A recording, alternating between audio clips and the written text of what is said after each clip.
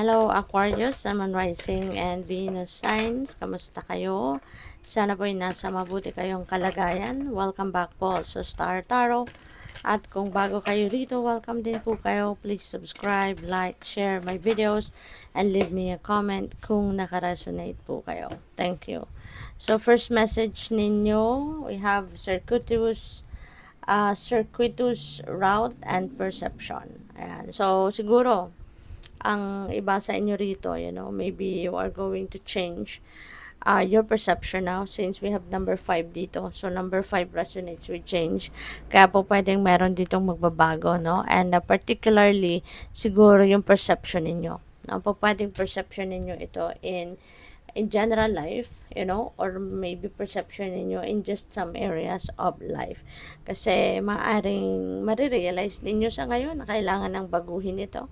Kailangan na magkaroon ng improvement kasi maybe yung bang siguro napapansin ninyo na paulit-ulit, pabalik-balik, paikot-ikot na lang din naman, no? Yung mga nangyayari, pati yung mga iniisip ninyo, maaring yun at yun na lang din, 'di ba? So siguro napapansin din ninyo na time na ito para magkaroon ng changes, para baka magkaroon ng mas magandang outcome, no? Yung mga nangyayari sa buhay ninyo if you are going to change the way you see people, things, and situations.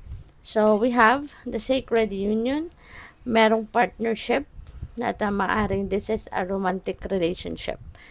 So, this could be strong bond between two people in love, pwedeng siguro merong mga magpapakasal na dito, meron na mag-aasawa, baka meron ng may i-engage, no? Pwedeng ganun din ang ganap dyan. So, congrats. So, we also have creativity, vastness. Ayan. So, siguro sa ngayon, yung creativity nito, feeling ko, hindi lang ito yung creativity ninyo na yung talent, no?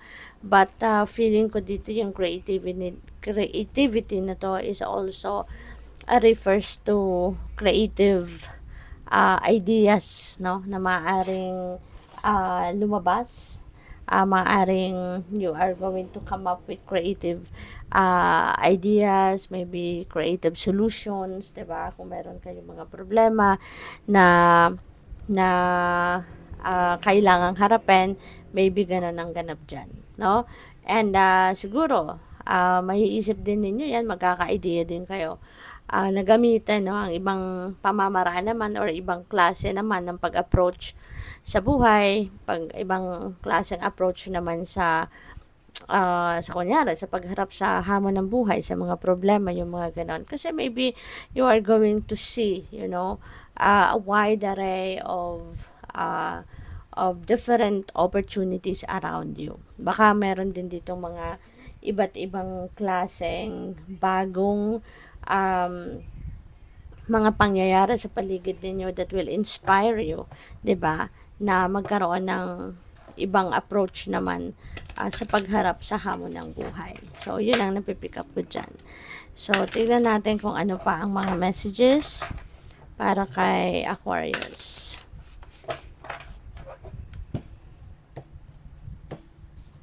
So, we have the blessing and the vanishing candle. Ayan. So, feeling ko dito, ang iba sa inyo siguro galing sa pagmumuni-muni, galing sa pagninilay-nilay, kasi pwede na ang iba sa inyo dito is seeking for balance. Baka nagkakaroon kayo ng talagang mga problema, and 'di ba, kapag may imbalance tayo sa buhay, diyan nagsisimula ang problema. Kaya feeling ko dito, ang iba sa inyo nagkaroon ng problema in the past, and kaya natuto kayo na magkaroon ng time or magbigay ng time para sa sarili ninyo na makapag-isip-isip, muni-muni, makapagnilay-nilay, because you want to find balance in your life. You want to once again get back, no, the harmony within yourself. Yung ganon. Para na maka-relax kayo, makapag-relax kayo, makapag-focus kayo sa sarili ninyo, 'Diba? Kung ano yung mga dapat na ayusin, anong dapat na mga i-improve, maaring yan ang isa sa mga pagfo-focusan ninyo at this time. So, we also have Washi wants a selkie. Ayan. So, ang iba siguro sa inyo dito talagang, yun nga, maybe you are putting yourself in solitude. You're putting yourself in stillness. Kasi po pwede talaga na ang gusto ng iba sa inyo dito, magkaroon kayong muli, no, ng harmony within yourself. Kaya feeling ko, meron ditong malalim na pag-iisip, malalim na pagninilay-nilay at pagmumuni-muni. Ang iba sa inyo dito talagang definitely you're going deep within you. Kasi maaari din na meron kayong gustong malaman, no, from deep inside you. Maybe you are tapping into your soul as well, 'di ba? Kaya parang gusto mo lang na mapag-isa muna. Parang gusto mo muna na mag-disconnect muna kayo pansamantala, no, sa kabisihan ng mundo, so that you can focus on yourself. So that's good for you. So kasi minsan kailangan talaga natin na i-renew ang ating sarili, no? Kailangan talaga natin na mag-tune in muna tayo sa sarili natin kasi kapag sobra tayong maraming ginagawa, masyado tayong maraming iniisip, 'di ba? Maraming pinagkakaabalahan. Sometimes mapapansin mo na parang hindi mo nakilala ang sarili mo. Kaya paminsan-minsan, no, it's good to tune in to your soul. Tap into your soul para makabalik muli kayo sa sentro. Her knowledge runs deep. Ayan. So, maaari, no, na you have gained a lot of wisdom. You have gained a lot of lessons in life, in the past, no, at maaaring ang mga yan, no, yung mga natutunan ninyo in the past, yan ay po pwedeng you are going to tap into it, no, sa ngayon. Po pwedeng yan ay gagamitin nyo, yung mga learnings ninyo in the past, maaring you will realize na this is the right time na para